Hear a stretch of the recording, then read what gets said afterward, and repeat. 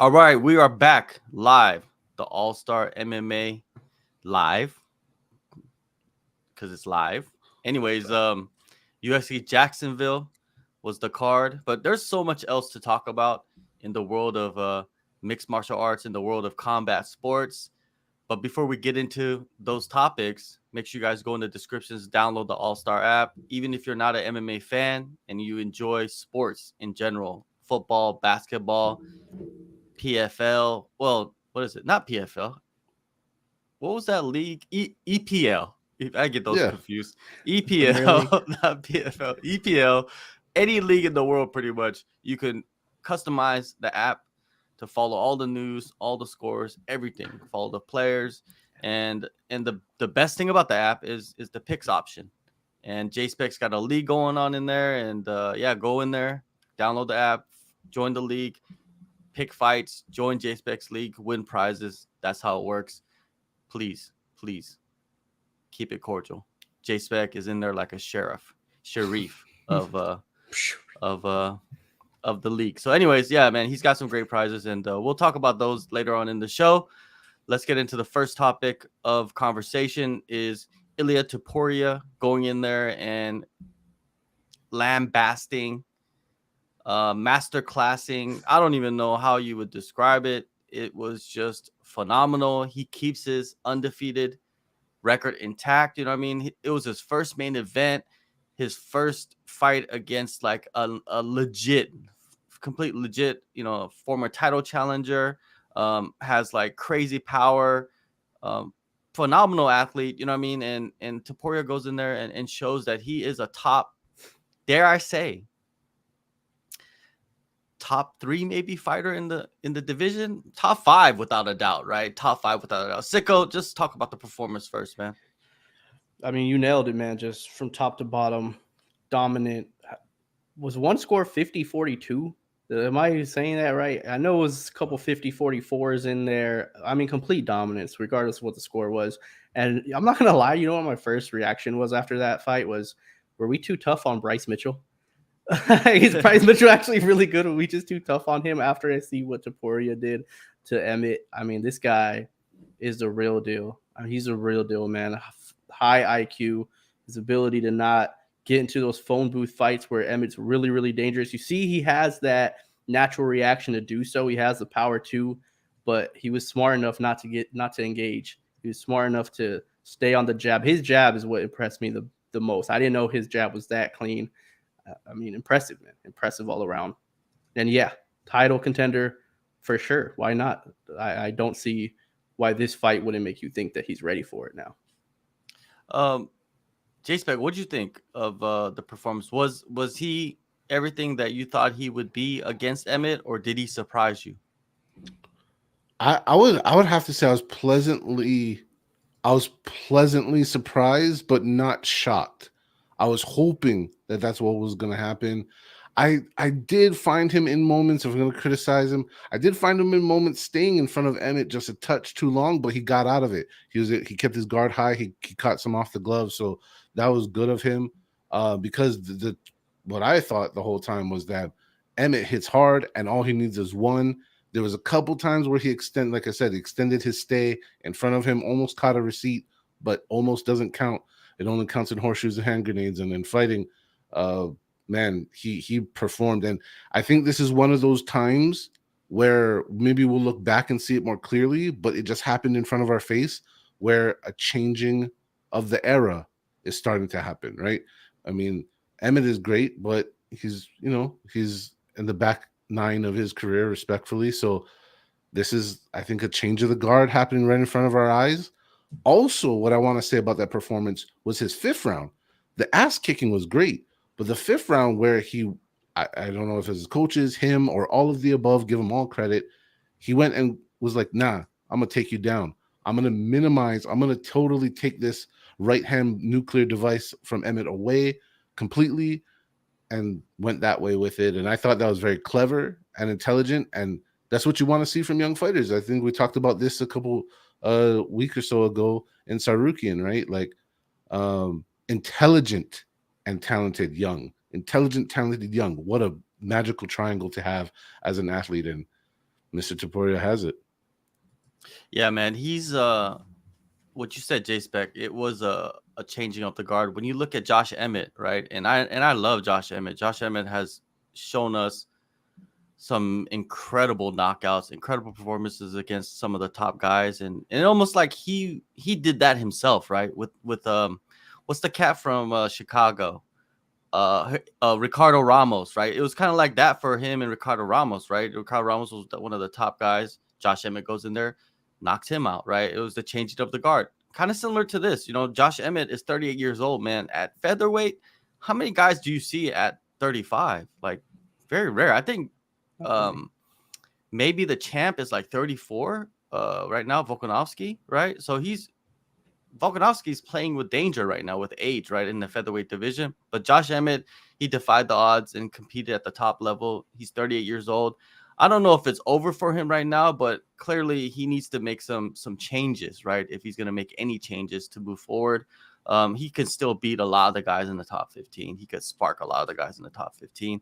But it seemed like maybe he relied on his striking a little too much, and his striking has been somewhat limited in his performances. I'm not saying it's not limited. I'm just saying the use of like the tools that he has been limited. Topuria, man, he's one of those. I think like he's kind of similar to, I'm not saying style wise, but like when I view him, he's really similar to TJ Dillashaw, man. He can pretty much do everything, man. He can grapple. He black belt, right? He wasn't afraid to go to the ground with Ryan Hall, sparked his ass. And then Bryce Mitchell, you know what I mean? Like, just the dude is legit, and he just showed everybody he's legit, and we need to start paying attention to him, man, and not doubting him. Remember, he was supposed to fight Paddy Pimblett. You remember that? Dude, the organization dodged a bullet with that. Yeah.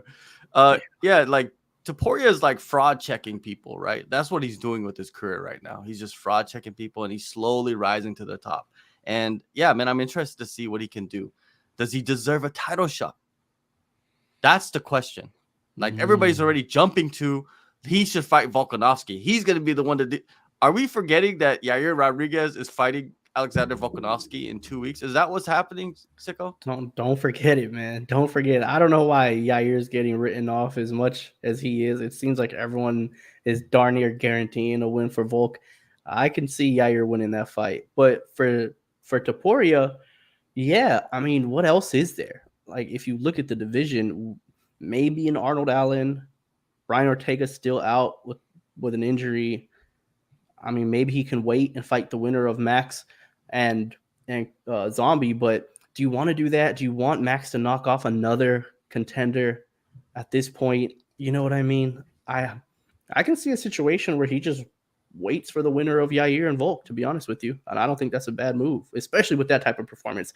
If it was a tough one, if he had some really big struggles and we were sitting here talking about the deficiencies of Topuria, then maybe not. But we're not. We're not sitting here talking about, man, he needs to work on this, he needs to work on that. We're sitting here talking about how well-rounded he is, how he can win fights wherever they take place. I think making him wait out and fighting the winner of that, it makes sense to me. It does. An Arnold Allen, I wouldn't be mad at either, though. Oh, Arnold Allen, man. Can he beat Topuria? That's the question now. It's like, can Arnold Allen beat Topuria? Like, I could see Max Holloway beating Topuria, right? Because Max Holloway is another one of those guys that is good everywhere. Like, he's a 5-tool fighter, right? Cardio, wrestling, jiu-jitsu, striking, everything, right? And Topuria is the same. Volkanovski is the same, right? Those guys are like, I think right now we are seeing even, except for the Jose Aldo era, right? We are seeing the best era at featherweight right now. The best fighters right now at featherweight, Yeah, right? for sure. No disrespect to, Chad Mendez, you know what I mean? Like, and all the other great fighters that have, fought in that division. I'm just saying right now, like, look at like 5-tool fighters, like guys that are not limited to like one aspect or two aspects of the game. Like, they can do everything really well. Man, I just named you 3 of them. Holloway, who is a GOAT, Volkanovski, who's a GOAT, and Topuria, man. This man. And even like, I don't know.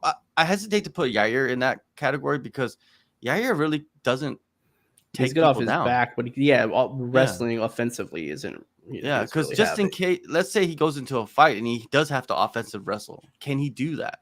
Because we've seen Topuria being able to do that. We've seen Max go for takedowns as well and get them. Volkanovski, of course. It's just, can he do it? You know what I mean? That's the question. And Yair, I think he's a top 10 featherweight of all time. It's just, we will see next in 2 weeks, right? Like if he Yeah. is going to be up there on the list, right? If he dethrones Volkanovski, then it's clear. And Max, he's going to be like calling the UFC. Let me Yo, get that. let's cancel that fight with the zombie and let's hook up that little title fight with Yair, right? That's what I would be doing, right? Because I don't know. I look at that Max Holloway zombie fight as kind of like a placeholder for this moment right now until that fight is over. Because if Volkanovski loses, that opens the door for Max Holloway, and it kind of pushes Topuria back a little bit though. But J Spec, what do you do with Josh Emmett, man? 38 years old.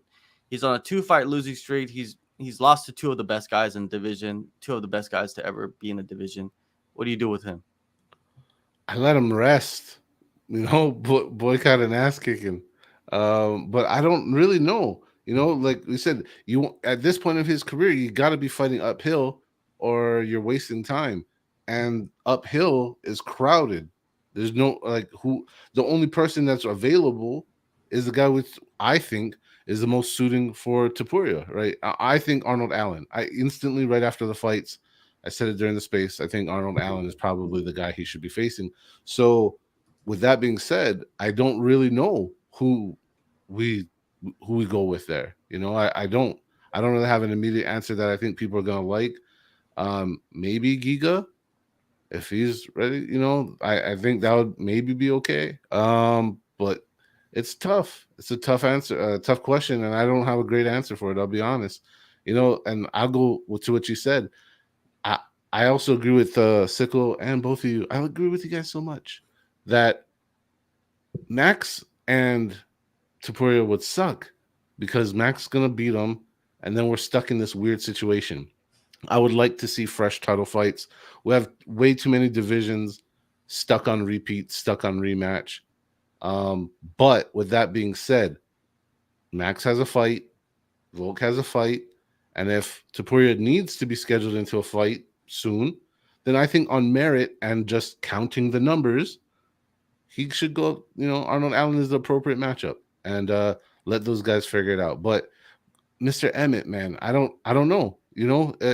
Here's the thing, right? Here's the thing. It's gonna be about what he wants inside of his head. I'm not his friend. I don't know. I couldn't tell you. But if he still has championship ambition, then he's gonna have to take a fight that's probably not in his favor. But on the other hand, he can still nuke guys. He's definitely not shot. He didn't look shot to me. He just looked like he was on the B side of a fight. And man, I would like to see him hang around for a while more and collect some wins. For a veteran, get that veteran pay, stack that bank account a little bit, and maybe that would include fighting downhill a little bit, fighting some guys that are outside. Maybe like Bryce Mitchell. You brought it up, Sicko. Like Bryce, probably not all that bad, huh? Like just like you said. So I know that's a big drop off from Grace, and it's not in the direction of a championship, but it's about what he realistically is targeting inside of his heart, what he feels inside of himself at this point in the game. So I think either one of two things can happen. Emmett makes some hard choices and tries to fight back uphill again for another title run, or 2, he just becomes this guy, maybe an accessory to Max that levels out the weight class, and for sure if guys are legit or not to start coming for the crown. And that glorified gatekeeper, somebody who keeps dominance over the top 10, is not a diss. Like when you're talking about the top 10 fighters in the world of a weight class, that's no disrespect to Mr. Emmett, and that's what I have no idea. Besides Giga, that's my pick. I'll go with him versus Giga. There you go. When you look at the top 10, right, you got Yair at number 1. He's fighting the champ. Max, who's booked with the number 7 guy, TKZ. And then you got Ortega floating around, Arnold floating around at 3 and 4. I think Arnold and Ortega I think that's a good matchup. I think they should put that together. They've been floating around for a little while, right? They're kind of like they're coming off losses. I feel like they should fight. Calvin Kattar is still injured. He's number 6. Giga's number 8. It's almost like we forgot about Giga, right? Giga was supposed to fight the Korean Zombie, and they just took him out and said, no, we're gonna put Max in there because this is what Max wants. Understandable, man. Max is he's been around for a long time. You got Topuria at number 9, which will probably change eventually. What is it? You got Movzar at number 10 and Mitchell at number 11. Those two will probably end up fighting. They look like they want to get booked against each other. Topuria's options are to wait for the title shot. If that's what the UFC wants, do they want Topuria to get that opportunity next? Do they have a huge show in Europe maybe coming up? Maybe UK? I don't know. I don't think so. Is there one coming up? Maybe Abu Dhabi? I'm not for sure. But he represents Georgia. He represents Spain. I don't think they're going to have any shows in those countries anytime soon. There's a lot of factors, man, that go into like getting a fighter a title shot. And I don't know if he's in prime position yet. Sicko, it looks like your brain's storming something. What do you got? Well, I was thinking about possible fights for him. For Emmett, what he was talking. As far as Ilia goes, yeah, man, it's just tough because of that movement. Like, it's tough for 2 reasons. One, Max just keeps knocking everybody off.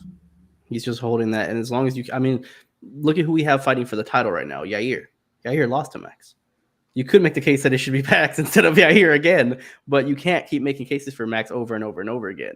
I mean, at some point, are we going to think about the possibility of having a 4th fight between 2 guys where one of the guys has never won a fight. Nah. Have we ever seen anything like that? Have we ever seen anybody get 4 chances without winning a single one? And I know, obviously, the fact that a lot of people felt like he won at least one of those has a lot to do with it. But the facts are the facts. He lost all 3, and he's still holding on to that spot where Yair jumps him in the rankings simply because they need another contender. So if I'm the UFC, I just have to Topuria wait out. I mean, he just beat Emmett at 5. Arnold Allen's coming off of a loss. And Brian Ortega, I saw a picture of Brian that he posted like 2 days ago, still in a sling. So he ain't fighting anytime soon. Just have him wait it out, man. Let Max fight Zombie, and then Max can pick what he wants to do after that fight. You know, depending on who wins. I'm not gonna write off Zombie. I think we can all agree that Max is a pretty big favorite there, but we'll let Max decide what he wants to do after that. He's just in a tough position. If there's no movement, I mean, here's another thing. There could be a situation where Volk wins and his next fight is at 155. If Islam is still holding on to the belt, Volk wants to run that back. Maybe there's a vacant title between Topuria and Max. And now Max gets his shot to get the title back without having to fight Volk again. Volk can say, all right, cool, I've ran through this division. Let me go up to 55. And now we have Topuria and Max for a vacant, or Topuria and Yair. If Yair wins, there's so many opportunities for Ilia if he just holds off. Because if he wants to fight, I just don't know who's there for him. Especially if he moves up to like 4 or 3 in the rankings. I don't know what else is there for him. Yeah, it all depends. It all hangs on what happens in the next 2 months. Like, you got a big fight in August, you got a big fight in July.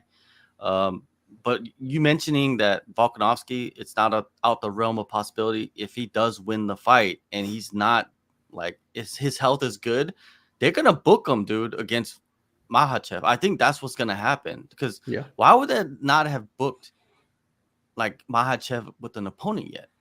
Like, I understand there's like backroom dealings and all that shit going on, but I'm just saying, like, I think they're waiting for 2 more weeks to see what transpires in that fight, to see if they're gonna book, because the rematch is massive, man, in Abu Dhabi. To be honest with you, it's massive. It garners so much attention, that first fight, and a lot of people said that Volkanovski won. And whenever there's controversy, the UFC, they like to take advantage of that, because that's what they could put into the highlight packages. You know what I mean? The countdowns. It builds some kind of like animosity in some ways, right? Because Volkanovski, sure. He's bitter. He might not say it out loud, but he's bitter that he lost that fight, right? Like, yeah, he thinks he won. Oh yeah, for sure. Yeah. Mm-hmm. And his whole team does, right? Mm-hmm. And then there's the whole IV situation, which could come up again in Abu Dhabi. It's a backstory. If you know what I'm talking about. A whole lot of backstory. Potatoes in the sack. That's also part of the whole IV situation too. If you don't know what I mean, I'm just telling you some information Do your that I've Googles. heard in the past. The potato sack. But anyways, and you don't know what's in the IVs. But yeah, so there's a lot of good. A lot of people say like featherweight was gonna be, congested or like there was gonna be some stagnation, but it has not, man. These guys have come up and won big fights, and now we got a mix up, right? Arnold Allen was supposed to be the next guy. Max knocking off, but then now we got Topuria. There's some good stuff going on. Credit right? to Ilia for giving us this Yeah. conundrum, because Yeah. imagine if Ilia lost to Emmett, then we'd be going, well, damn, we wanted Allen, he lost to Max. We wanted Topuria, we lost to Emmett, and it stays exactly the same that it's been over the last year and some change. Like, so credit to Topuria for being that young guy to finally break through, because yeah, you're right. Every time these guys have been trying to break through, it's the veterans that just keep knocking them off. I remember Dan Ige had some hype to him and Emmett beat him. Then it was like, all right, here comes Cater, and Max destroys him. It's like there's always these veterans that are just keep pushing these guys down, and Topuria seems like he might be the chosen one. He might be that, like Rob said earlier, that changing of the guard, that new fresh face to get in there, especially with these guys, like you said earlier, John, with Volk's age. He's not going to be around forever. I don't think he's going to be around for much longer, to be honest with you, Volk. I don't think he's going to be one of those guys that's going to be like chasing after the title after he loses it too much. I can see Volk. I can even see Volk if, let's say, they book Islam and Charles Oliveira. I could see Volk saying, I'll take the winner of it. It doesn't have to be Islam. I'll take Charles if Charles wins. And wouldn't that be the biggest fight for Charles too at 55? Oh, for sure. Like other than that, I mean, was he gonna fight Dustin or? It's Justin funny again? that Volk has become the biggest fight in the lightweight for 155. Yeah, it's kind of weird, right? Like, credit Charles for Islam for that. For sure. But yeah, for Holloway, I think best case scenario for him is like he wins the fight against Zombie, he fights Topuria, and Volk wins his fight, goes and fights for the lightweight title, interim title again. He wins the interim title against Topuria. Now we get a fourth fight, which looks like it's not a fourth fight because there's two belts. That. It's all an illusion, right? So you don't really care about the history. Most people don't. They just care about BMF, sprinkle some salt on it to make it interesting. Exactly. All right.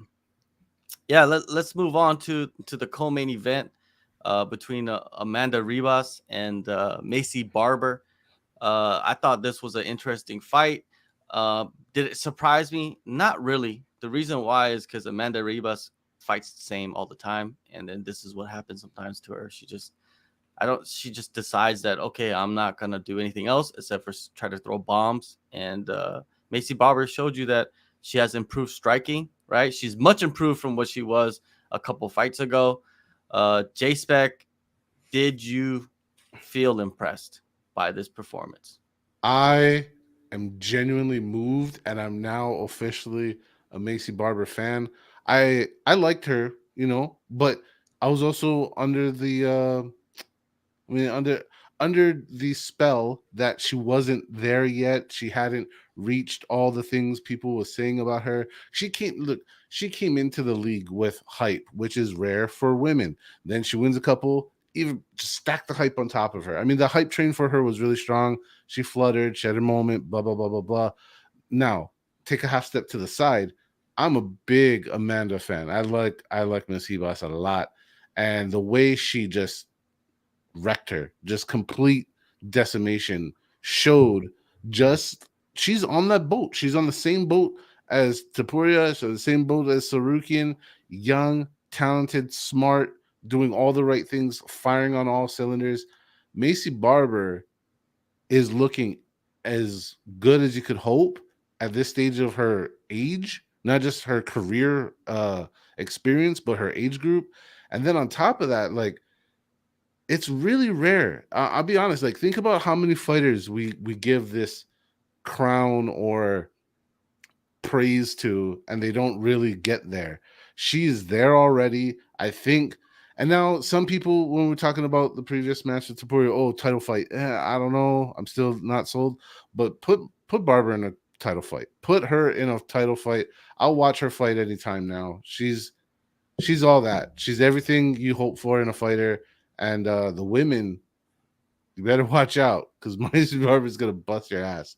That's just how it is now. Like she is the new problem, and she's the problem, and she's on her own answer. She's everything. She's all of it. I love you, Maycee Barber. I'm now the biggest fan, and I'm gonna have to buy some of your merch.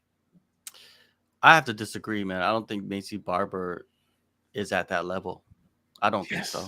The reason why is because Amanda Hebos, she's fighting in 2 divisions at one time, man. Like, I think she needs to go back down to strawweight because it seems like these girls are just too powerful for her, right? I know I believe she won her last fight at what is it, at flyweight, right? Yeah. And then she grew her Vivian confidence from that. Araujo. Yeah, and that was a good win. But the thing is, Maycee Barber is one of those like built flyweights, right? Just like all power, you know what I mean? Like all just muscle, you know what I mean? Like and I think that was something that came into factor against Amanda Hebos. I think Amanda Hebos should just go back down and make the changes that you need to make as an athlete to cut down as safe as you can, because we don't know exactly how these fighters are doing their cuts, and the reason why they're having bad cuts is because they don't have professionals. And if you're a top 15 fighter in the UFC, and this is probably the UFC's fault, if you're a top 15 fighter in the UFC and you don't have enough money to get yourself a personal like dietitian or nutritionist, and you're a top 15 fighter, there is something wrong with the UFC, right? Because you can't be one of the 15 most talented and the best fighter in the world on the planet, right? Just separate all the other promotions, and you're supposed to be fighting for the top organization that is making the most money, that garners the most attention, and you can't afford a nutritionist, which is not that expensive, right? There's regular people that have nutritionists. J-Spec, what do you think? One, you're absolutely right. I mean, one, you're absolutely right. They should be able to afford it. And 2, what's the whole? I've heard from a lot of other fighters like, what's the whole nutrition plan coming from the PI? They send you food, and is that only during camp? They send you food. Like, shouldn't this be just part of your deal, UFC? Like, make sure your athletes are, primed and healthy and maximum. If it's that situation, nutrition? then it's the fighter's fault. Right. And that's where you're going to, like, flirting between weight classes, like you said, John. Flirting, I'm going to take an analogy from another sport, right? It's in football. If you got 2 quarterbacks, that means you got none. If you're in 2 weight classes, that means you belong in one of them, not both of them, and you're missing out on something. But just real quick looking at the rankings, I'm looking above Maycee Barber because she's still ranked at 11 for now. Bro, she wrecks so many of these girls easily. Now, there's a couple of women in here that I think would be hard, but I want to see her. I mean, maybe it's too soon, and the UFC is not going to do this because you're going to cut 2 prospects at the same time. Not cut them from the roster, but hurt one of their images. Erin Blanchfield and her would be spectacular. I think it's even fight night main card worthy, or put her co-main event of something or whatever. Like, dude, look at this. She wrecked Hebos, who wrecked Araujo, right? She kills Maya. She kills Murphy. She kills Caitlin. Like Jessica Andrade. You're saying Maycee Barber kills those fighters? Yes. No she way, runs. dude. She Come runs on, them. I like her over Lauren Murphy and Caitlin. When did Shakagian get her last name changed? Anyway, I like her over Caitlin Shakagian and Lauren Murphy. What? Hey, how did that fly under the radar, right? Like, what she is get that? married or something? Y'all just discovered that together. Yeah. She beats the new got Caitlin. I didn't hear any news about. I was gonna say Shakagian. I was like, that's not Shakagian, but that is Shakagian. We're casuals, dude. Like, we didn't even know that. I didn't even know. Caitlin Shakagian changed her name. Well, on that note, blessings to you, Caitlin, former Shakagian. Yeah, but I agree. I think maybe beats those 2. Here's my proposition for who she should get next. She should get a loser next, because we have 2 really big fights, and the loser is going to be really good. Rose just announced her move up in weight, and she's taking on Manon Fiorot. Fight the loser of that, or fight the loser of Val and Alexa. True. Okay. True. That's not bad, but I have to disagree with you guys about Maycee Barber being. You're not feeling it, huh? Like, nah.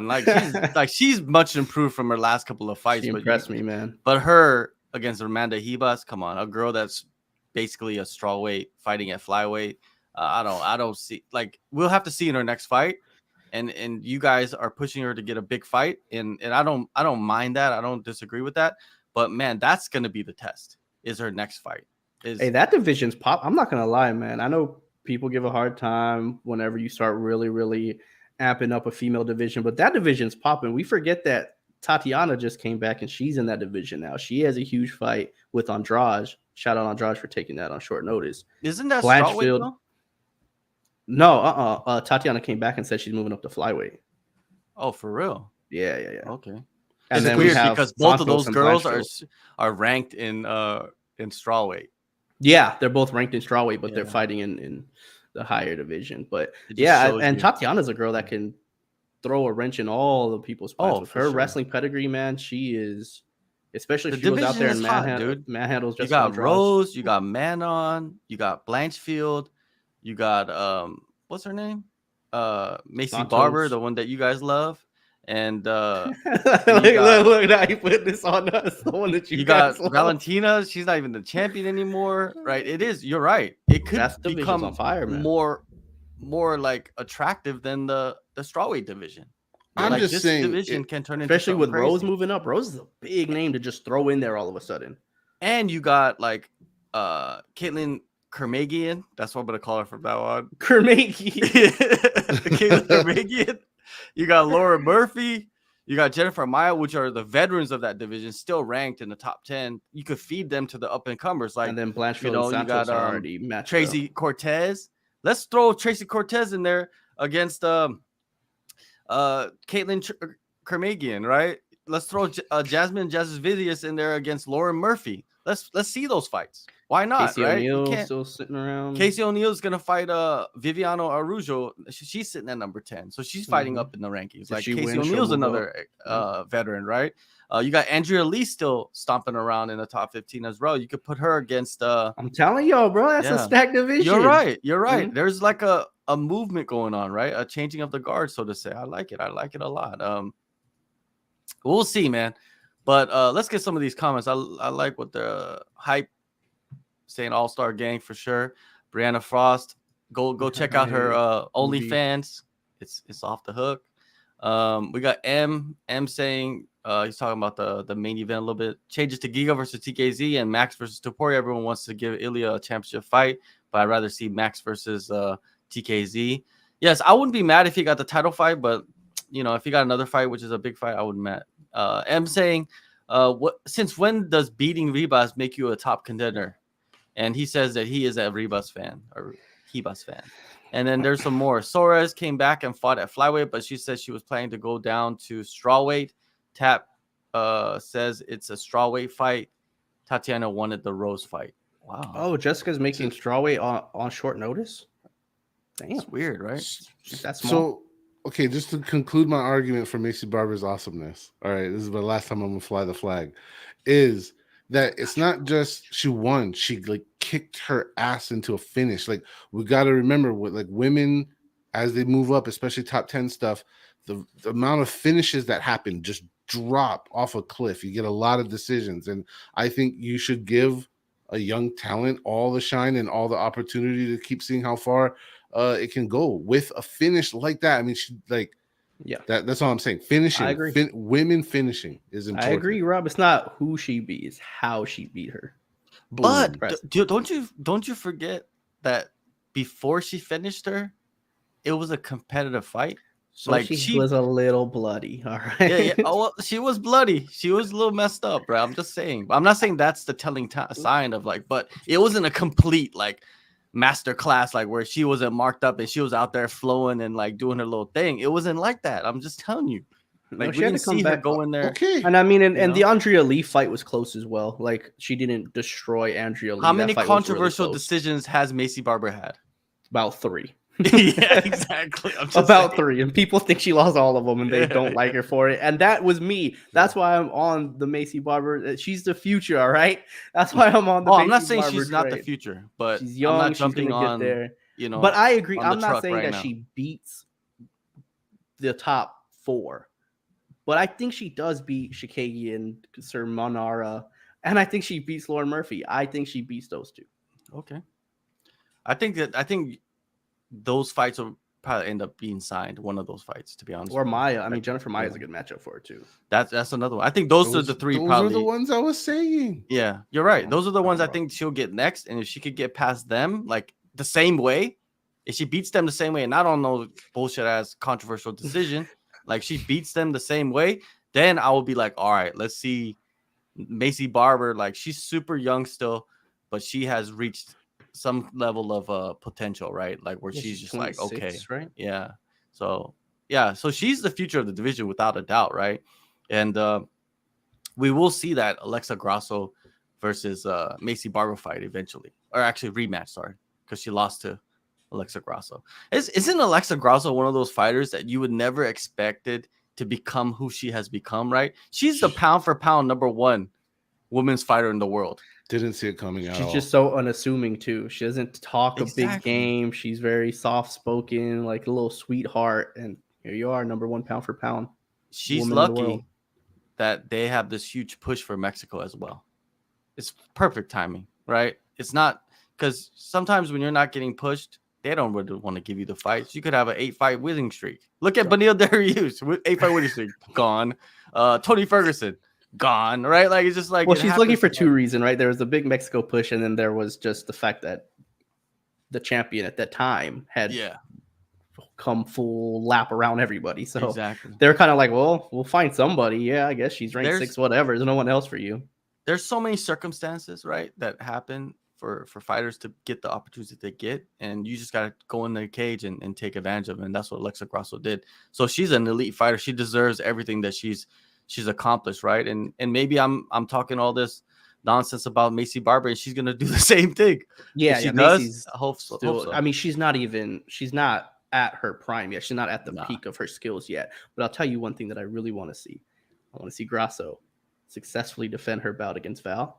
I want to see Rose remind everybody that she's capable of something spectacular. And we get a Rose Namajunas and Alexa Grasso fight. That's what I want to see, man. for sure. And I'm sorry, but Queen Shevchenko will reign again, buddy. Sorry, She's dude. favored. She's favored for a reason. She ain't gonna make that same goofy mistake she made one. You know what I mean? Well, everyone watching, make sure you guys go make your picks on the app. It's in the descriptions. Download it if you have it already. Go make your picks for next week's card. Strickland versus Abus. I think that's his name. Next fight coming up. It only lasted 29 seconds, and someone got poked in both eyes. Justin Tafa versus Austin Lane. This is a weird situation, and I'm gonna tell you why it's a weird one. Is because Austin Lane was originally supposed to fight Justin's younger brother, Junior, and he pulled out in like 24 hours or something. It was weird. They announced it, and then the fight was canceled like 24, 48 hours later. And then Austin Lane gets his brother Justin, goes in there and pokes him in the eye, and the fight is over in 29 seconds, man. And Justin's not. I know Justin. Justin's not a type of guy that will just get poked in the eye and be like, okay, I'm done.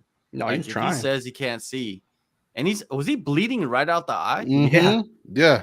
Yeah, I mean, that's you bad.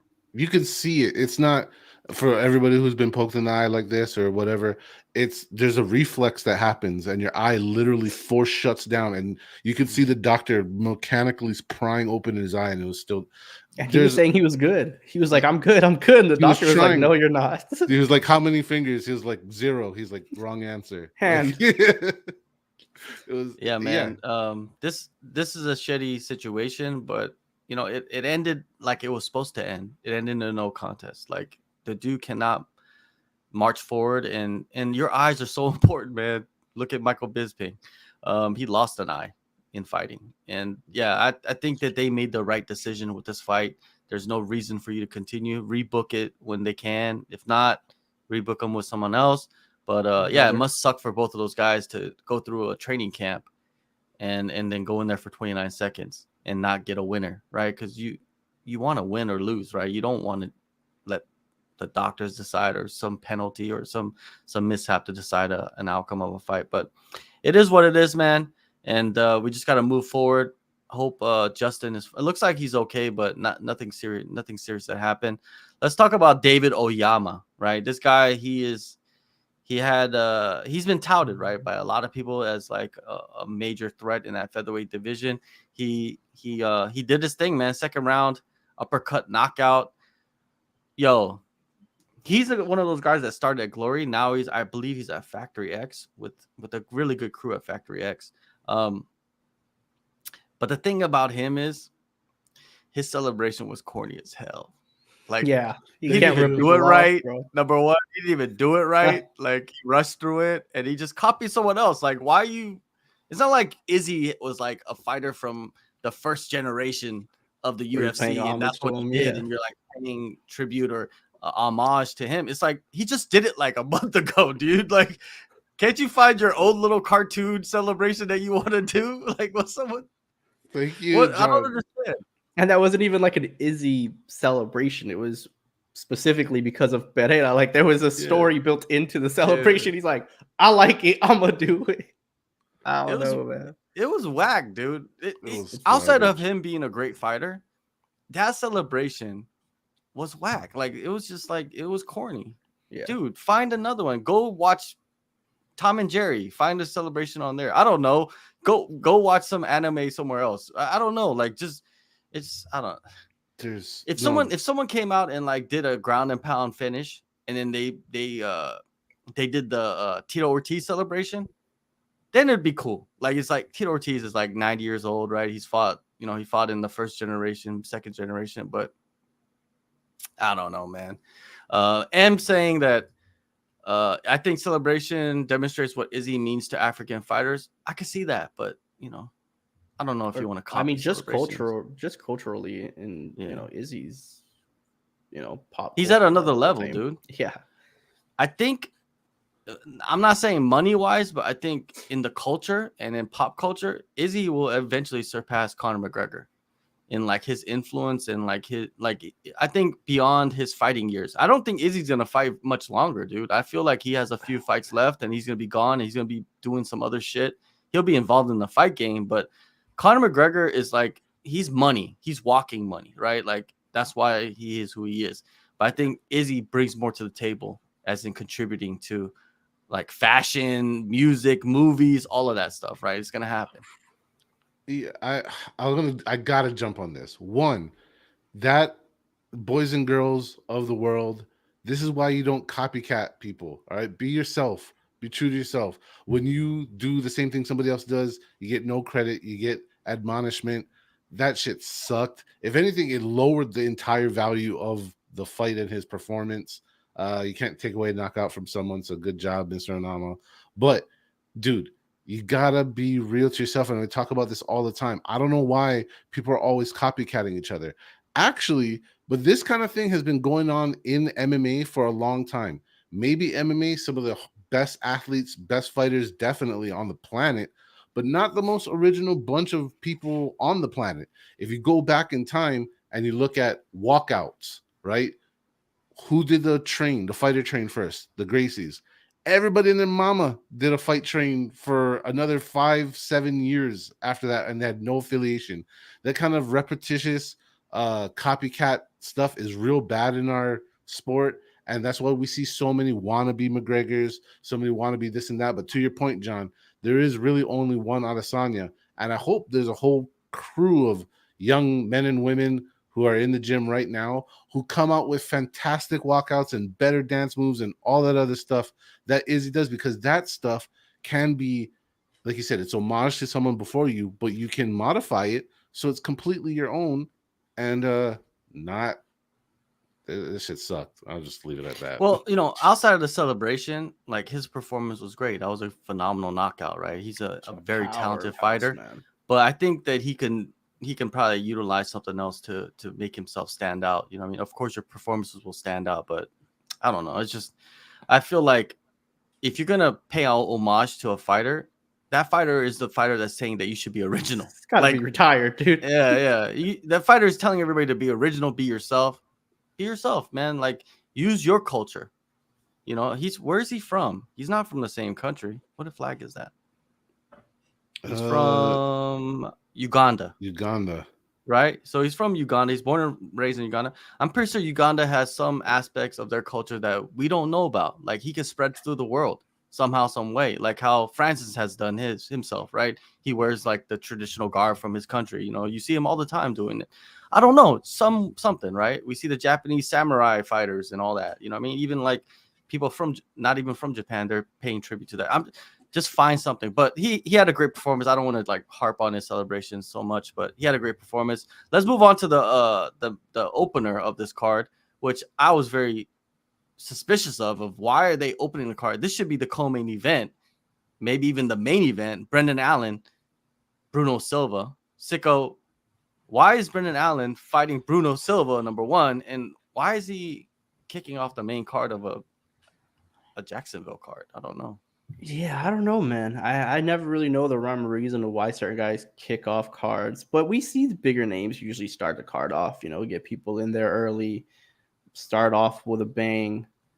Maybe that's what they were looking at. Because, yeah, you can easily say that that could have easily been the co-main event. I mean, definitely above Onama Santos and Austin Lane and Justin Tafa. No disrespect to all those fighters. But, yeah, you could be easily above all those fights.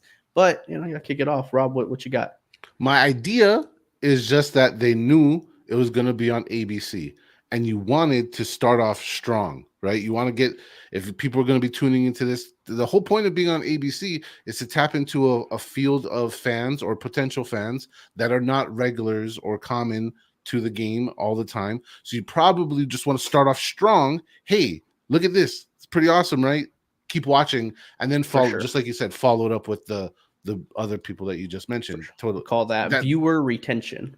Boom. Great phrase. I thought the Maycee Barber Hebus fight would be the one to kick off. But to Rob's point, we love Maycee Barber and Amanda Hebus. But to Rob's point, if it's a viewer who's just like, oh, the UFC's on ABC today, okay, I don't really watch this, and they turn on a female fight, they might not stick around for it. Now, they would have missed out completely because that fight was great. Maycee Barber was great, but they might turn the channel. To Rob's point, that makes sense, right? Oh, look at these two giant dudes. We're going to keep watching this. And I love women's MMA. I love it. I'm never going to talk shit about it. But I hear it. I hear it more than I want to. I hear a lot of people say that I'm not interested in girl fights. And it hurts my chest to even say that out loud. So if I'm a suit, if I'm one of those guys at ABC or Disney or whatever, and I'm worried about ratings and what was it? Viewer retention. Thank you. Adding that to my arsenal. Yeah. Then, I mean, this is the entertainment game, right? There's the fight game and then the entertainment game, and it's somewhere in between. Yeah, but anyways, with Brendan Allen, man, like he's won 5 in a row, 4 of those 5 finishes, right? It's very rare to be on a 5-fight winning streak in the UFC. If you look at fighters on winning streaks, to the percentage of fighters that go on winning streaks that are plus 5 fights, it's very, very, very, very low. And he's just fighting guys that are not even ranked, but he's ranked. Andre Munoz was probably ranked, right? But anyways, the dude is legit. He's a legit fighter. Like, he needs to fight somebody that's going to give him some problems. And Bruno Silva didn't really give him too much problems, right? So Brendan Allen's number 13. Who does he fight next, man? I think there was some rumblings of Roman Dolezaj calling him out, maybe. What? And Roman is number 9. What do you think, Sicko? I mean, that'd be a good fight, though. I like it. I like it for sure. I mean, because after this, you got to assume that he's going to move up quite a bit. I mean, they're not going to keep him at 13. So let's say he moves up to 10. That's a 9 versus 10 fight. Why not? I like it. Book it. Yeah. Good. Now that I think about it more, book it. I like that a lot. Yeah, like Bruno Silva, he's good, but he's good against like the mid-tier, lower-tier guys. Once you get to that top, it's going to be hard to pick for Bruno Silva. You know what I mean? Because especially against Brendan Allen, he could finish you on the feet, he could finish you on the ground. Like he's a smart fighter. I enjoy watching him fight and his improvements, right? That's what you enjoy. You enjoy fighters making improvements and continuing to elevate themselves and get closer to that title, which is why they're fighting in the UFC, right? If you didn't, the thing is there's 2 reasons, I think, main reasons why fighters fight in the UFC. Number one is they just want to be a UFC fighter, and that was kind of like the dream that was embedded into their minds early in their careers. Like, you have to be in the UFC. The UFC is the best place to be, right? And number 2 is they want that UFC title. You know what I mean? And they want what comes from the UFC title, right? And those are the two types of fighters that are probably in the UFC. Other fighters, they could be chasing money, and which is not the place for the UFC. Bruno Silva, I don't know what he's trying to do, but Brendan Allen is clearly chasing after that title. That man is on a mission, and I want to see him fight. To be honest, I want to see him fight Dricus du Plessis when eventually. I'm not saying now, but I think that's a great matchup. I think those two fighters together, it's going to be an insane 3-round fight. Yeah. But anyways, moving on from that fight, we had a long list of prelim fights. We had Neil Magny, who's also ranked. He was on the prelims of this card. You had Randy Brown, who was previously ranked. A great fight between Josh Van and Zalgas Zumagulov. What stuck out? You had Cedricus Dumas get his first win in the UFC. You had Chepe versus Let Trevor me go. P. Let me go on Chepe, bro. Let me go on because I'm hot, man. I'm hot. Chepe, short notice, comes in, small promotion, big underdog, has the performance that he had. No bonus. Nothing. Fucked Nothing up. at all. Both of them should have got a bonus. Fucked up. Even if you don't want to give both of them, right? Even if I don't want to harp on something we harped on last week, but last week we talked about how they just need to get rid of the fight of the night. This is another perfect example of why you should just get rid of the fight of the night to give out as many performance bonuses as you should give. I'm sorry. I like Josh Emmett. He's a dog. He showed he was a dog. There's no way you can tell me that he deserved a bonus more than Chepe did. There's no way, man. And I even reached out to Chepe because I was like, before I go crazy and start talking, let me make sure I get my facts right, because we do know sometimes Dana will slip a little something to fighters even if they don't get the performance bonus. So I reached out to Chepe and I was like, hey, man, great fight, great performance. Just wondering, did you get a bonus outside of just the win bonus? And he's like, nah, not hopefully next time, but nah, I didn't. I'm like, that's ludicrous. That nothing. The dude comes in, takes the fight, gets into the promotion. He's supposed to lose. Let's be honest. Peak is supposed to have another highlight reel. The standing hammer fist that Peak throws. I don't know what that is, but he's about to do it again. And this dude has a performance of his life in the biggest stage in his debut, and nothing. I don't know, man. I don't like it. That got me hot. Yeah, I back you up. Man. I back you up. This just shows how broken the bonus system is.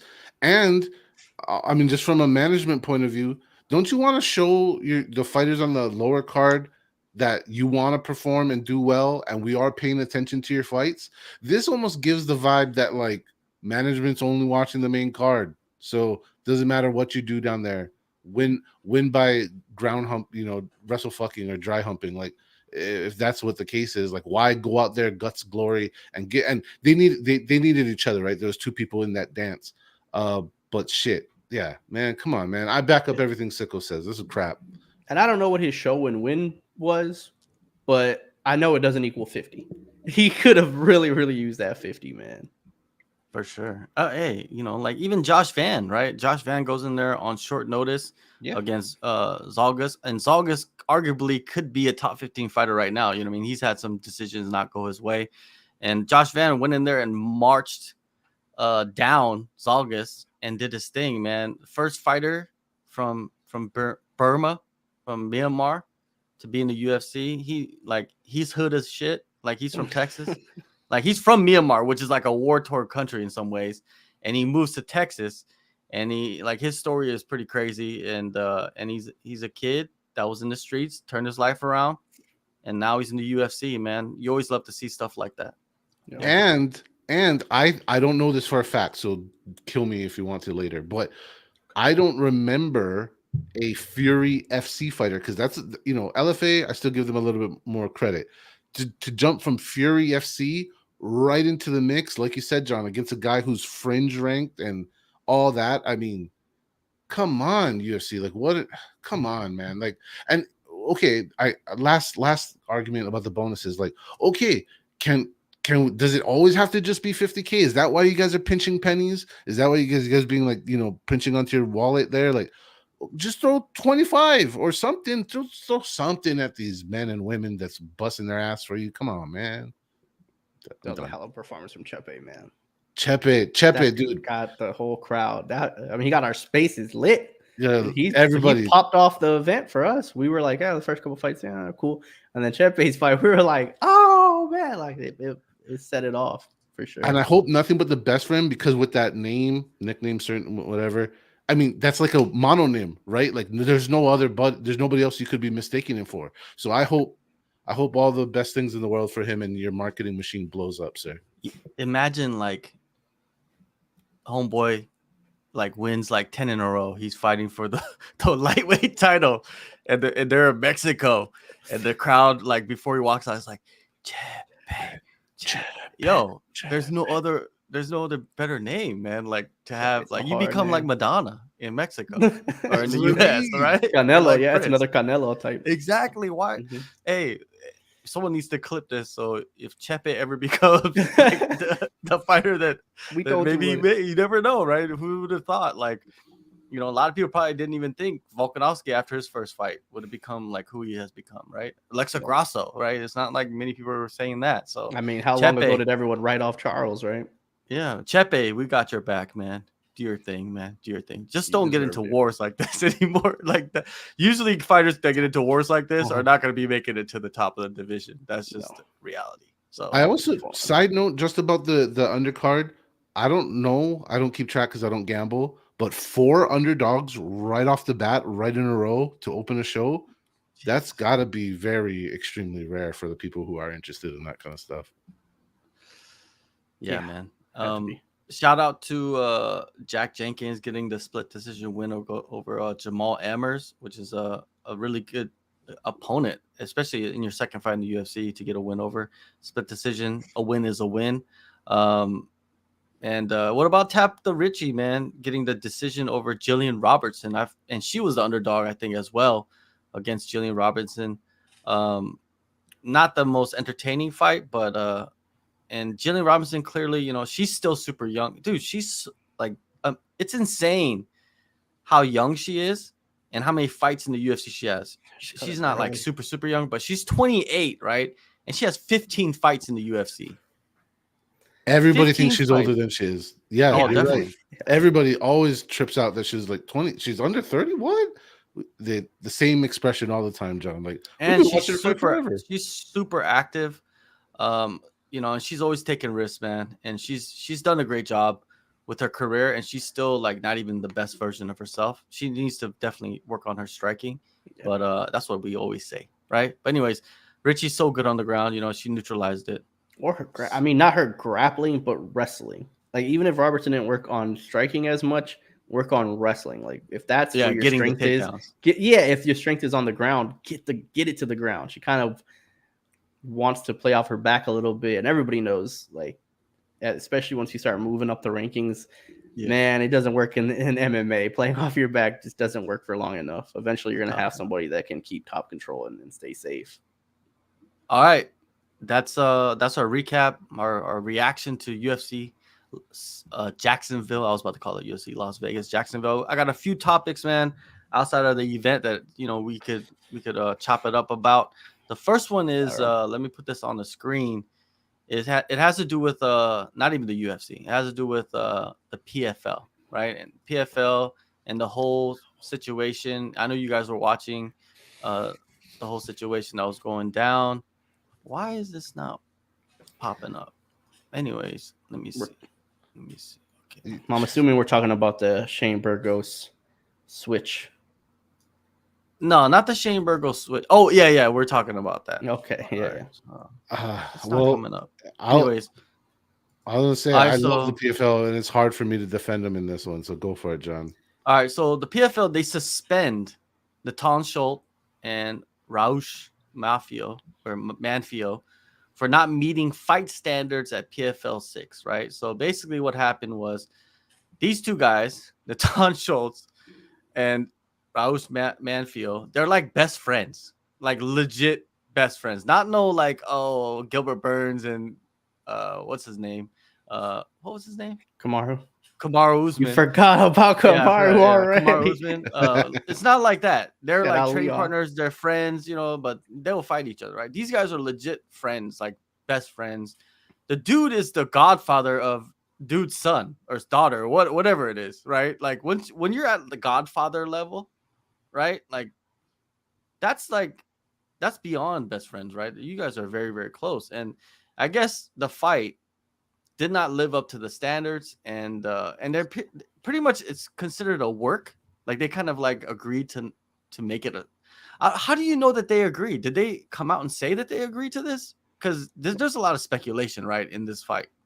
But people are calling it a glorified sparring session, which we've seen many times in the past. It's not like we've never seen a fight like this in the past between two guys that don't know each other.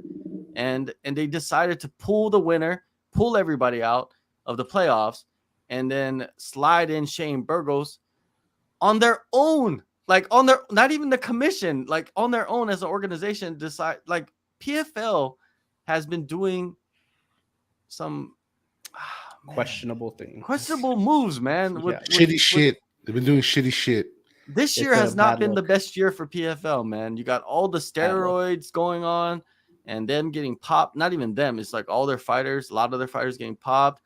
And then like there's a balance of good and bad. They've signed like Jake Paul and Francis Ngannou and all these things and expanding everywhere. But then they got all this stuff going on stateside, which is not good for their reputation.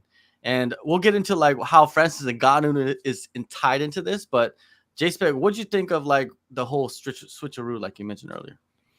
I think it super sucks. It stinks. It stinks on every level. It stinks that it looks like corruption. I don't think it is. I think it looks like corruption. It also stinks that I'm a big advocate for the PFL. You guys know that. You guys watching know that. I say it almost every week.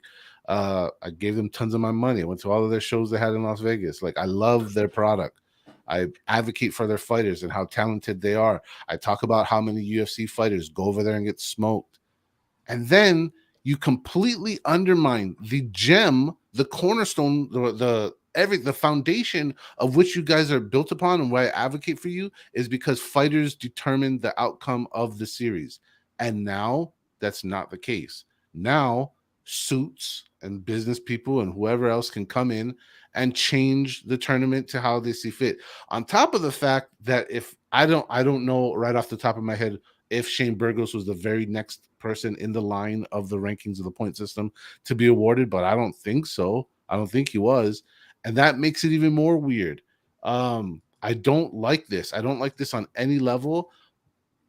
On the other hand, though, they are very close. The match was very rough.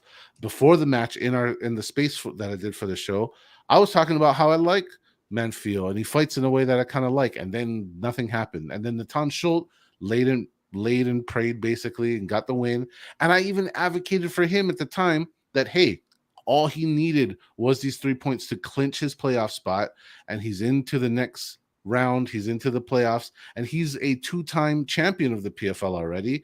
I'm for a guy. Now, it's not the most entertaining, but I'm for a guy using his brain and getting into the next level, whichever which way he can, to try to become the first ever 3-time PFL champion. That's what I fought for. Now, one of our good buddies, Guy, in the room was like, dude, this fight sucks. I can't understand any of this. And like I said, I'm running out of ammo defending the PFL this season. I've had to defend them on so many fronts, and this last issue is making it real hard for me. I'm not giving up on the PFL. I still love you, PFL, but bro, this sucks. And once again, I'll just conclude it with the same thing I already said. This undermines the legitimacy of a league, of a tournament, and makes shit suck. I'm done. All right. So I'm going to put the PFL statement up here before Sicko digs deep. Last night, Natan Schultz and Raush Mafia did not meet the standards which all PFL fighters agreed to uphold in competition. All fighters in their PFL fight agreements agreed to use their best efforts, skills, and abilities as a professional athlete to compete and defeat any opponent. It was very clear that Natan and Raush did not meet that contractual standard in yesterday's bout. PFL immediately suspended both fighters from the season and deemed the fight to have 0 points for purpose of league standings.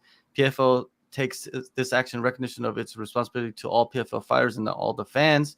Here are the updated lightweight semifinals. Clay Collar. This is a great fight, though.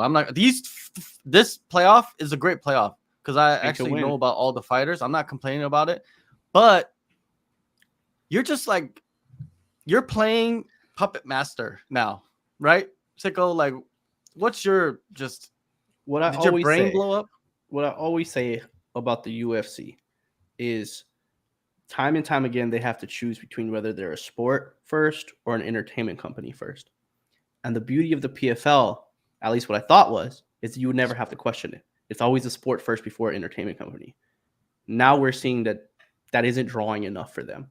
They're clearly not making enough. They're not getting a good enough return on investment, right? So now we have to start being an entertainment company. Now we have to throw a huge bag at Francis, even if we're not quite sure what we want to do with him yet. Now we're going to sign Jake Paul when we have no clue what we're going to do with him, and nobody knows what he's going to play, what role he's going to play with us here. And now we're going to put an investment in Shane Burgos. This is my issue. Say what you want, PFL. I truly, truly cannot believe that if Shane Burgos wasn't sitting outside of the playoff spot, that they would still do this. I think Burgos being outside was a perfect opportunity for them to say, hey, this guy's making a lot of money. Rob, correct me if I'm wrong, he's the highest paid at the weight class? Yup, by a lot. By a lot. By almost double. Do you think they're going to let him be out of the playoff system? So if you want to call corruption on the fighters, I better see a huge investigation saying that they fixed this, and now we have a really very dangerous, slippery slope that we're going on if you think that these two guys fixed the fight. Because now what I think, PFL, is you guys are fixing your playoff system to get a guy that you invested a lot of money into. It's a very slippery slope. Man, they should. Why couldn't they have just, hey, we're going to fine you. Hey, we're going to take a percentage of your purse in your next fight. Something. Hey, maybe there's a problem with our system. We understand if fighters have to come up against each other that they train with, they're close with, this could happen. So maybe we have to find something around this in the future. But you can't just make this now and again. If Shane Burgos isn't there, I really don't think they do it. And that's my biggest issue, is I think they just made it happen because they invested too much money on a guy they can't see outside of their playoffs. When you look at this situation, right?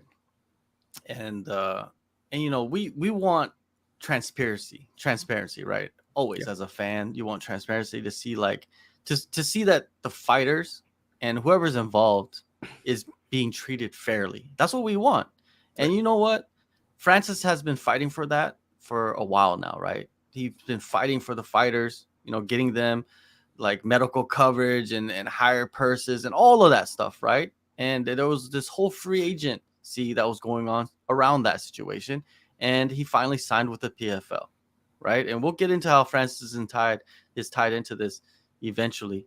But yeah, man, with this and with the season, like you said, sport versus entertainment. We always thought the PFL was sport first because it's a season and they want to be different. And now they have alienated fans of the sport. I gave a perfect analogy comparing it to football, right? We were talking about it. Imagine there's a team that didn't make the playoffs, right? It's the last week of the season. You got two teams that are playing, and whoever wins is in the final playoff spot. And the game ends 3-0. And the NFL commissioner goes, nah, I didn't like it. The Cowboys are in the playoffs now. Yeah. You'd be like, wait, what? You can't do that, man. You literally can't do it. Dude, the world would blow up. Like, imagine the NFL, like, imagine the fans of, like, either teams. Like, of course, if you're in the right, then you're good, right? But you're also not. With this being said, like, let's talk about, we talk about this. The PFL and Bellator, other leagues don't get that much media. What happened? Did anybody talk about the great card? Because that was one shitty fight on an overall card that was really good and had some pretty solid finishes. Are we writing, talking, blogging, making videos, talking about any of that shit? No. The very next day, I had to answer 50 questions about what I think about Natan Schultz getting replaced. That's the only question I answered all day Saturday about the PFL. Nothing to do with the PFL other than that. And good job putting the wrong kind of PR on yourself, PFL. I love you, but I hate you right now. Well, with the season, right? And I've talked to this, and I don't think I'm the one who came up with this, but they should have always had a lottery for everything, like a public lottery, like streamed on the PFL YouTube channel, where you have all the names on balls, like it's a lottery, right? And then you spin that ball, you know, and then whatever pops up. Next to whatever pops up, they're fighting each other. So there's no like any argument about like transparency in the matchmaking, because that was another problem with this matchup. It's like, why are they even putting this fight together? These guys are best friends. They train together. They've lived together. They're godfathers of each other's children. It's like, why would you do that on purpose? You thought like this was going to create some kind of like controversy? No, it created what you created. You created this PFL. You created it by making the fight. And when he went in there and laid and prayed on him, there has been thousands of fights that have been lay and pray. None of those fights have been taken, to review and it has so much consequence to it. Let's go to Natal Schultz's response to this.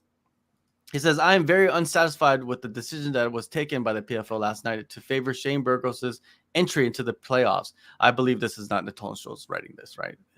I don't know. You remember Francis Ngannou's fight against Derek Lewis? Natal Schultz, he is smart, man. I like that he did this. And he mentioned Francis Ngannou. This is a very smart move by Natal Schultz. Against his fight, he threw 6 punches in the whole fight, and he wasn't cut from his performance that night. So I ask you, Francis Ngannou, since you protect the rights of the fighters, do you think that this is perfect? This is chef's kiss, because Francis Ngannou was fighting for exactly this stuff, like to make everything fair and even and not have the promotion control everything. And is Francis Ngannou gonna come out and do anything about this? This is like really the tall man. He's making big moves, man. He's playing chess, not checkers. And the reason, and I love it, Francis, is he the real deal or not? I think this might decide if he's really for fighter rights, or was that all fluff? Yeah. Right? Was it all fluff? Because now he's part of the board, right? I believe. Well, he's part of the board. He's the head of PFL PFL Africa, which hasn't yet even launched.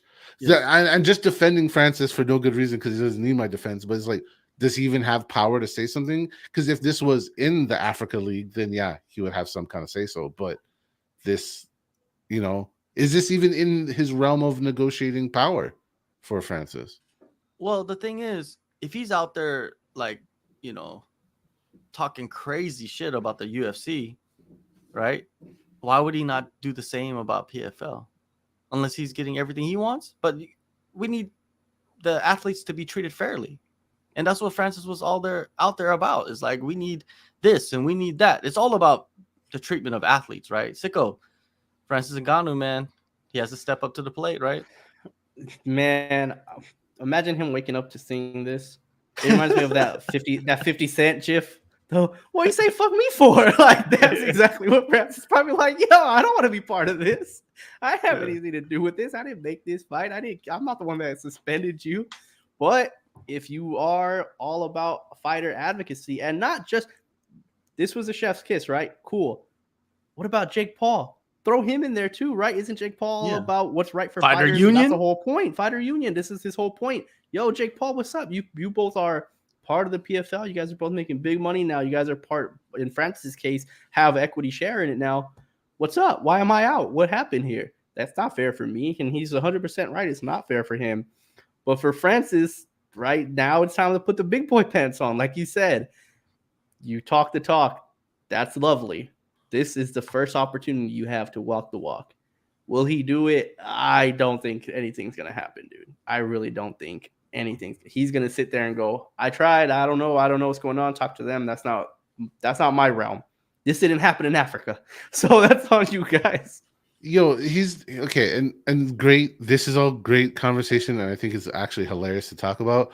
But the reality is this is a structure of the PFL problem, not a fighter named Francis Ngannou's problem. The PFL copies so many great and homages so many great aspects of the former Pride rule set, even with the ref cam, right? They're one of the few that still do that, and it's great. Why don't you have a yellow card system? Exactly. Why don't you have a yellow card system in a fight league that doesn't allow elbows, and finishes and things and points are super important to your entire structure of the game? I bet you if he would have caught a yellow card or even two, where the second one now you're minusing a point, this fight isn't such a dud. You don't have this problem. This goes back, and I'll point my finger right back at the suits and ties who are not in the fight game, who are not fighters. Definitely not Mr. Cepho. I love you, Uncle. But everybody else that has never strapped on the gloves and been in the cage, this is a structure of your own creation of your own business. Hey, business guys, you guys like taking all the money. Figure this stuff out. It's not that hard. Yellow card system. Yeah, Ta-da. this is a perfect opportunity for them to sit here and look at the bridge that they have to cross now and say, okay, come out to the public, like you said, John. Transparency is what we want. Come out to the public and say, hey, we've realized there are some deficiencies in our setup, in our structure. We've realized that there are some things that can go wrong. These are the adjustments we're gonna make moving forward. You can't just go, we're gonna suspend them and Shane Burgos is in. Like, come on, man. I'm not hitting on Shane Burgos, and I'm actually rooting for him to win. He might win it all, to be honest. And that's what I'm saying. I'm rooting for him to win it all because I like Shane Burgos. I'd rather see Shane Burgos in, to be honest. And to be honest with you, I think Shane Burgos should come out publicly and say, "Yo, I'm gonna throw. If I go to the $1 million, I win it. I become champ. I'm gonna throw $50K on the books for Natan Schultz because that's the reason why I'm in that position is because Natan Schultz made, not because of the PFL. The PFL, they need to be more transparent and show that they are a competitor to the UFC by being more transparent. And like I said, the matchmaking needs to be transparent, right? They need to show like, yo, this is being fair because right now everything's being blamed on the PFL from the matchmaking to making this decision to put Shane Burgos into the playoffs. They're the ones being blamed. No one should blame the fighters. Why wasn't Shane fighting? Why wasn't Shane fighting one of them? That's what they gave Shane their hottest. You know what I mean? It was Shane and Mercier. Is that how you pronounce it? Yeah, a couple fights ago. Why not switch that up to get that fight eventually in the championship? Like that all is questionable.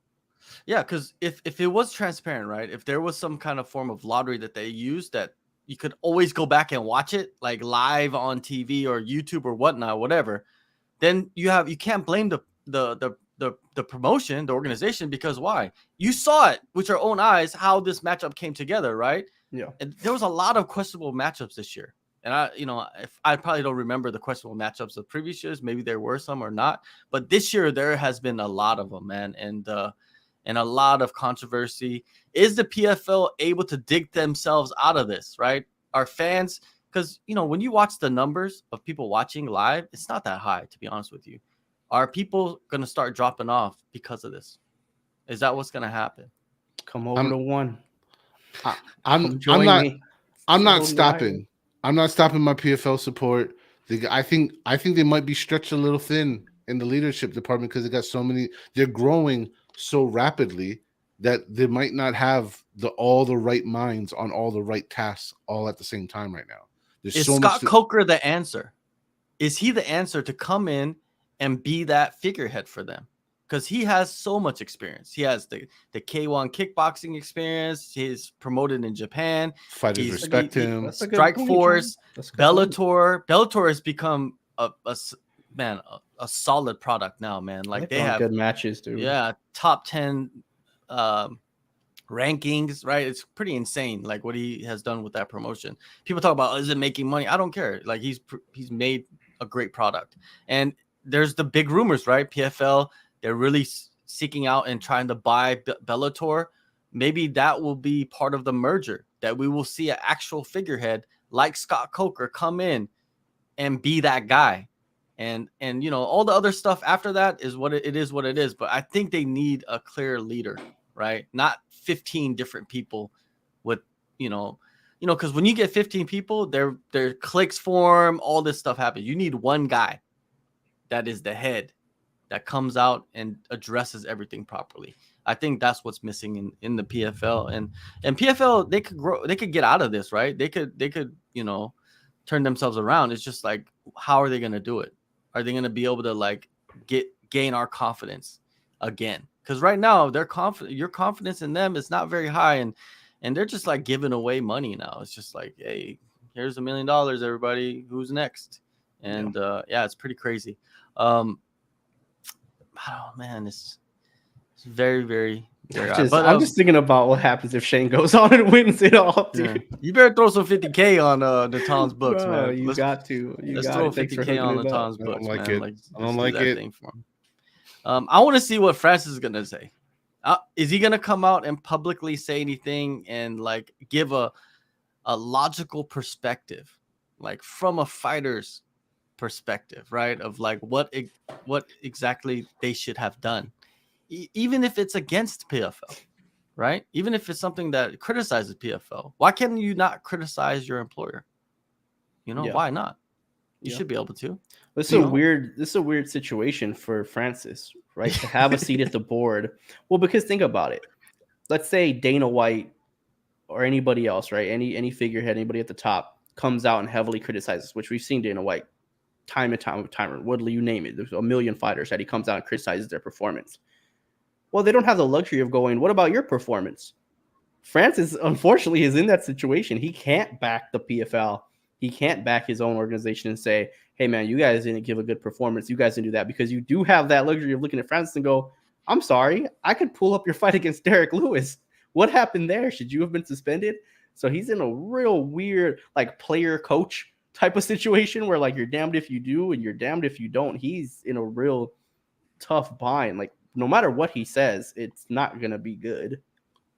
I think they're going to advise him just to not say anything. The one maybe saving grace, and I'm not putting the term cheater or work on either Manfield or Schultz, because that is one of the biggest insults you can give a fighter. But if there is any kind of conversation, the locker rooms are small and everybody knows everybody, right? And if there was any kind of a hint that they decided to just do a shitty wrestling match, then all of this is absolved for the PFL. Then the PFL did do the right move. There's literally only one way I've been looking at this problem for it to be legit and to make sense. And all the things we asking for, transparency and all that other stuff, it actually does happen. But it's so ugly and muddied up right now. I mean, you get into a whole other can of worms of fixing fights, and now all of a sudden the bookkeepers start getting involved, and then it shows that the fight was fixed, and then you get lawsuits on your hands. Like, yeah, man, it's not good all around. Nah, it's not good. Yeah, it's the PFL. The playoffs are tainted. They're tainted now. And yeah, for this division. And the organization did it to themselves, which is I don't think it's ever happened like this before. Like where the organization tainted, like fighters pop for PEDs, right? Mm-hmm. Can't control that. That happens. They taint their legacy. You know, we've seen what TJ Dillashaw went through with himself and the PEDs. But an organization controlling, I'm not saying they're controlling the outcome, but they're like really towing the line. Slippery right slope, with this, man. The tournament went from a play-in format to now there's a elected person. There's 3 played in and 1 person was selected in. All I can say is I just hope that it changes. It goes back to why can't you do a quick? Shane didn't get hurt, and he wants the opportunity. Why can't you just do a quick? Let Shane and him fight for the spot. They won't do that because they'd have to throw another event. You know what I mean? That's like, I don't think that's going to work out because the next event is the playoffs. It's 2 months. 2 months between every event. It's not enough time. This is something that was not out of this was something that was not out of their control, right? This was something in their control, and they controlled it for no reason. Pretty snap. They controlled it for no reason. Decision too, bro. And it didn't seem like they sat on it for too long. And then Shane Burgos, right after that fight, he says, "I have a feeling my season is not over yet," even though his season was over at that point, right? I have a season, and then the next day he's in the playoffs. Yeah, he was like on Instagram, manifestation, right? Manifestation. You're just like you believe it, you achieve it, all that good stuff, right? But shout out to Shane Burgos. Now he's in a good damn position. $1 million on the line. That's the messed up part of this all. Is like, I'm actually way more excited for the PFL's playoffs with Shane. There's some good fights. Him and Clay Collar is going to be a great fight. Bruno Miranda versus Olivier. And Bruno's, he's a great striker, so we'll see what he can do against OAM. But you got to clearly think OAM is the favorite in that round robin. But anyways, we'll move on from that topic. We'll take the last 6 minutes and discuss this incredible matchup that I think a lot of people are not even talking about, but I love to see it, which is Musk versus Zuck. I'm out. You guys have a good one. I'll see y'all later. I think the Z is supposed to be an S. But the thing is, with this Suck one, right? Musk. They're talking about UFC 300. Who? I think that they're gonna do it, man. But I think if you're smart, if you're on Musk team, Elon's team, and if you're on Zuck's team, you do not fight each other. That is just not gonna be good. They're only gonna be good for the UFC. I guarantee it. It's not gonna be good for Elon. It's not gonna be good for Zuck. It's only gonna be good for the UFC and Dana White. And that's why Dana White, he knows it. He knows it right away. That's why he already made t-shirts. He's got nipple rings. He's got panties, red panties. He's already made those, right? He's got Zuck and Musk on the back, on the tin. Bro, Like he's got the bikini on. Man. I'm over. He's doing Dana his best White. version of Oscar De La Hoya, right? About this fight. Pantyhose. Exactly. I'm telling you, right? We know Dana, that dude. You know Dana White. We know him. We hate him. We love him. It's all of that stuff, right? Because what does he do? He's a promoter, and he says what he needs to be said for that week. And every week is different, and we don't have to talk about his contradictions. But he's really into this fight. J-Spec, are you into this fight? Do you want to see this fight on UFC 300 as possibly the main event? I don't want to see this fight ever in the history of never. And the best thing about this is that I won't have to. The likelihood that I do not believe in this at all. I think this is a beautiful, beautiful non-commitment, massive boost of publicity to all parties involved. Elon Musk gets his name said 10,000 more times a day than the average amount. Zuckerberg gets his said way more, because I feel like people talk more about Musk than Zuckerberg in the first place. The UFC being even in the perimeter of this gets this huge boost. My dad, who like rarely talks about upcoming matchups, goes, "So what's up? We got Musk and Zuckerberg." I'm like, what? Like the amount of reach that this story is casting across the world. I'll just use that phrase. It's going across the world. It's going across all generations of people who don't give a flying shit about MMA. It's a great, humongous publicity stunt, and I will be super shocked if they actually fight. My main reason is the huge age gap between the two of them. Second, the lack of training by both parties. I don't give a crap that Zuckerberg's been taking private lessons with whatever McDojo crap he's been doing. I will bet $10,000 that Jet Sickle's son is a more accomplished jiu-jitsu artist than Zuckerberg at this point. Like, dude, I'm not kidding. My son looks better when it comes to jiu-jitsu. I know. That's which isn't surprising. I guarantee you he trained a lot longer than Zuckerberg has. I mean, you can tell just by watching his like last video of him rolling with Friedman. Trust me, folks, this is nothing more than the best publicity thing you've seen in the past couple of years. These guys do not end up fighting. And let's just go in imagination land that they do. It will be shit. You might as well just go hang outside of your Walmart late night. You'll get a better fight. And that's my take. Yeah. This fight, if it happens, people are going to watch it. People are going to watch it. It's going to be the most. Dana White's not lying. It's going to be the most watched fight of all time. He's not lying to you, because these are two of the most famous people of all time. And if they fight, you better take advantage of this situation as much as possible. And Dana White's going to do that. And Dana White is... It's so weird, though, he's the right? best. He's the best like, at it. I have no interest in watching these guys fight. But like, I can... You have no interest, but will you watch it, though? I mean, it depends on the rest of the card. Like, if it was just these two guys fighting, no, man, I'm not watching. I'm definitely not. Oh, no, of course not, right? But let's say the undercard is like... It's massive, then of course I'll watch that. But I might even dip for the main card, man. I don't care. Like, come on, man. These are going to be... You'll get way better street fights. Like, way better dudes at a Popeyes at, right before close. You'll see way better fights there. These two guys not only are not trained, but, like, they don't have an ounce of aggression and fight in them. Like, they just don't, man. Like, it's gonna be the weirdest thing you've ever seen in your life, and that's what people are gonna tune in for, is that spectacle. It's a gimmick fight by definition. This is the biggest gimmick fight I've ever seen in my life. It's getting put on by somebody who says he doesn't do gimmick fights. I want to jump on that, Sicko, just because where's the motivation? Like, we know what the motivation for a lot of fighters is. It's fighting your way out of fucking poverty. These guys are the richest motherfuckers walking around. Like, where's the motivation there? Are they suddenly athletes that care about a world title in a sport they dedicated their life to? No. Is this for the rankings of Billionaire Fight Club? No. I don't understand where because the reality is, if they fight, this is a fight, dude. And you gotta have some kind of reason to fight. And I just don't know where this comes. And this is why I think this whole thing goes in the toilet. And last but not least, Jeff Bezos is somewhere training and he's gonna smash both these guys.